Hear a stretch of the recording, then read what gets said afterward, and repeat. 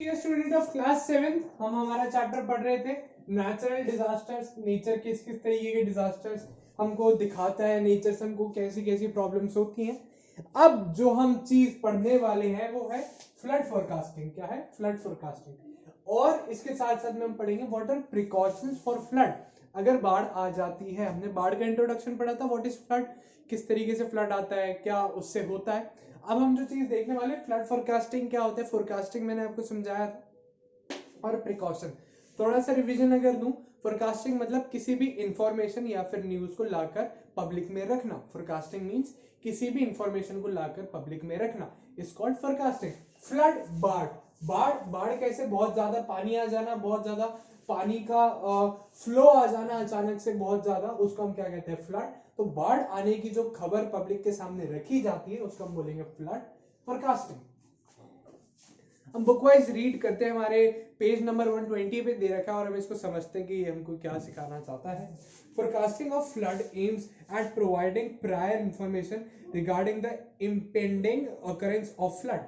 क्या है flood forecasting में? क्या किया जाता है? आने वाली बाढ़ की सूचना दी जाती है, किस जगह पर कितने समय पे कितना पानी आ सकता है, इसका खतरा बताया जाता है कि आपके एरिया में इस समय पे इतना पानी आ सकता है। तो आप क्या करें? आप अपने प्रिकॉशन लेने चालू कर दे। प्रिकॉशन पे हम थोड़ी देर में आएंगे कि व्हाट आर प्रिकॉशंस। तो वो हमें क्या बताते हैं आकर फोरकास्टिंग में कि इस समय पर इस जगह पर इतनी ज्यादा बाढ़ आ सकती है, तो आप उसके खिलाफ तैयारी रखें।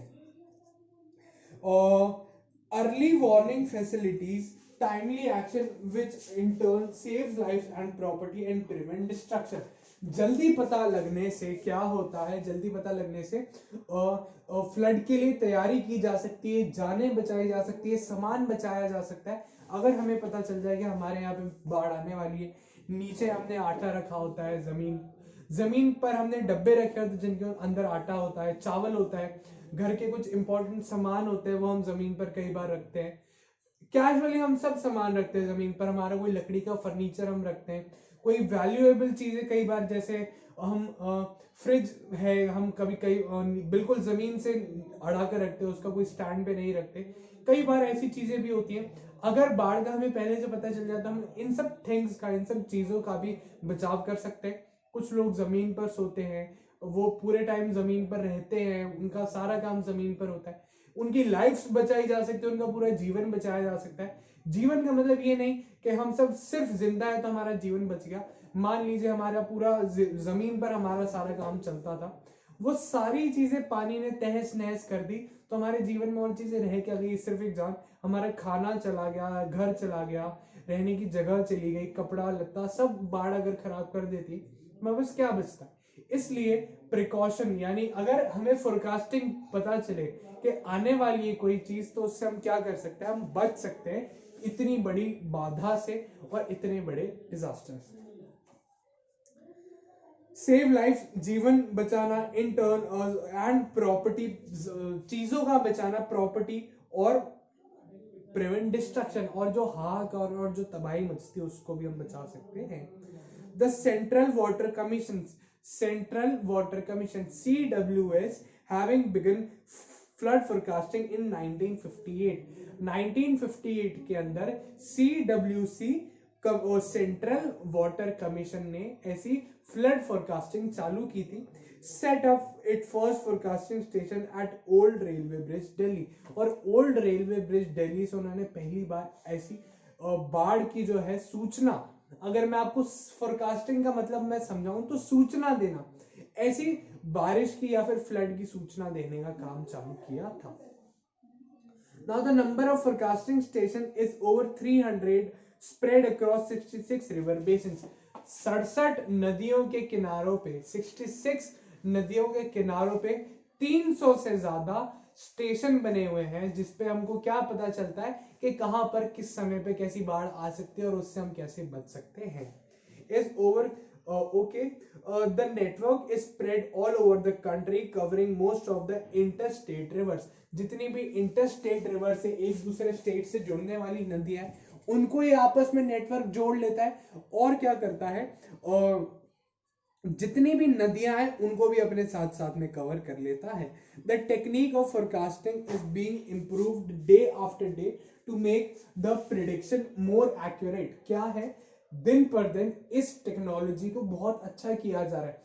1958 में एक स्टेशन से चालू किया था, आज की डेट में 67 नदियों पे 300 हो चुका है, वो 300 हो चुके हैं इतने समय में। यानी अब रफली हम मान लें कि 60-70 सालों में इतना चेंज आ गया।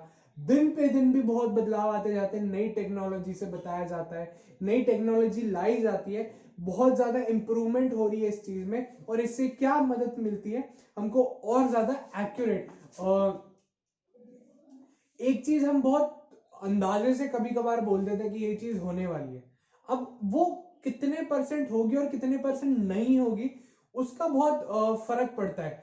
कोई चीज होने वाली है मान लीजिए या नहीं होने वाली है, नहीं होने के चांसेस बहुत ज्यादा है और होने के चांसेस बहुत कम है, तो इंसान पैनिक कर जाए, बहुत ज्यादा परेशान हो जाए और क्या करे, सब तैयारियां कर ले लेकिन ऐसा कुछ हो ही ना, और बहुत ज्यादा खर्चा कर दे अपनी जान बचाने के लिए लेकिन वो सारा खर्चा खराब हो जाए।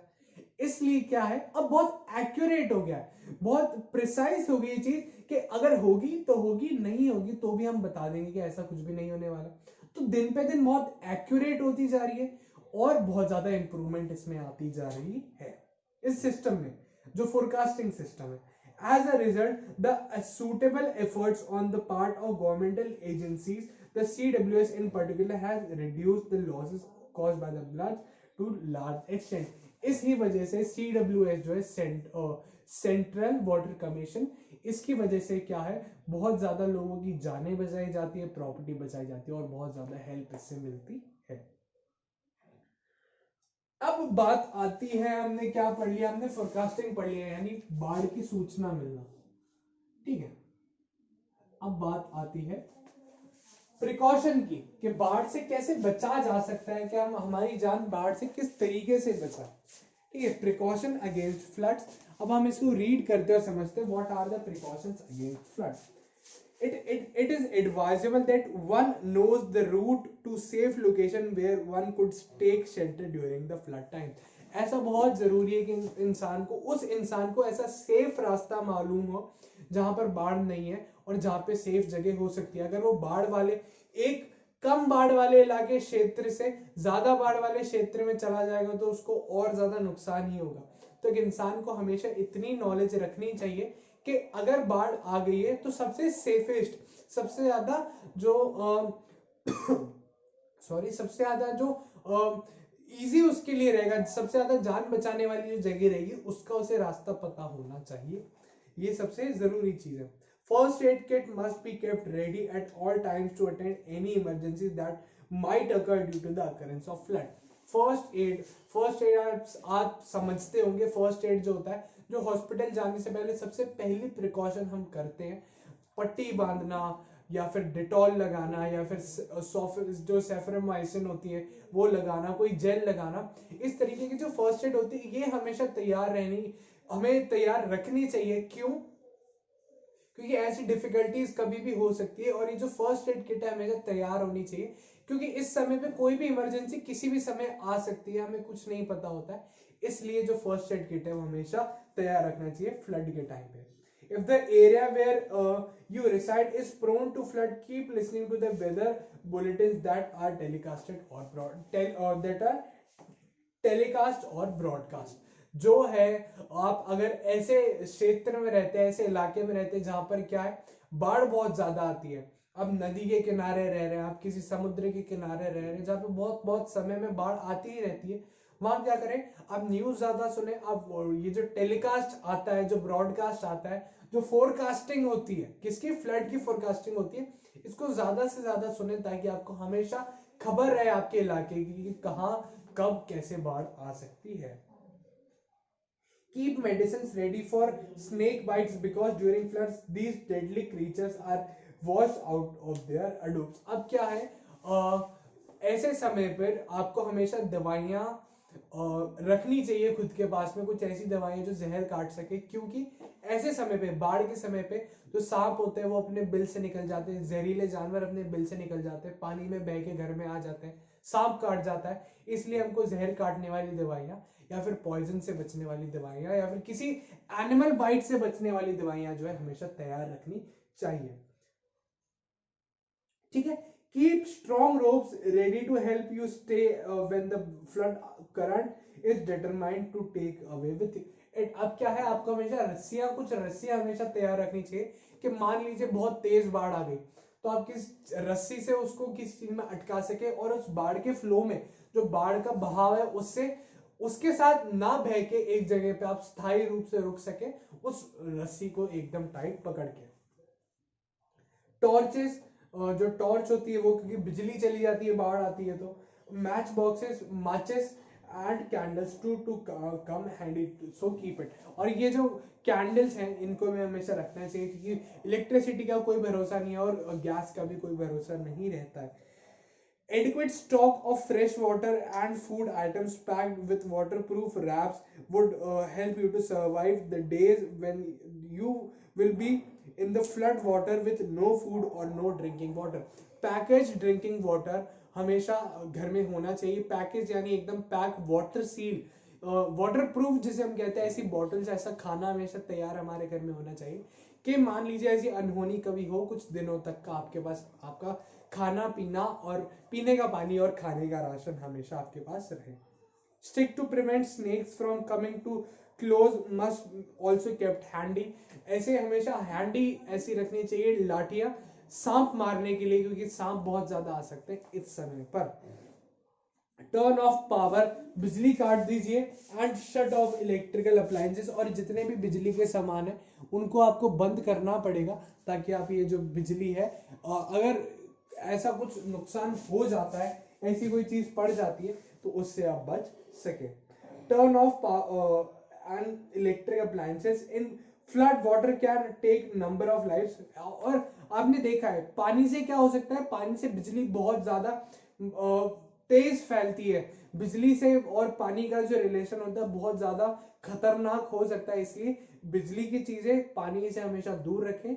और क्या करें, अगर फ्लड आता है तो मेन सप्लाई काट दीजिए, कुछ भी कर दीजिए, लेकिन पानी और बिजली का आपस में मेल जोल होने से बहुत ज्यादा आपको रोकना है, क्योंकि उससे पूरी जगह पे शॉक फैल सकता है, इलेक्ट्रिक शॉक सबको लग सकता है, वो बहुत ज्यादा खतरनाक हो जाती है चीज। During flood, drink only boiled water and freshly cooked food because it brings number of diseases with it.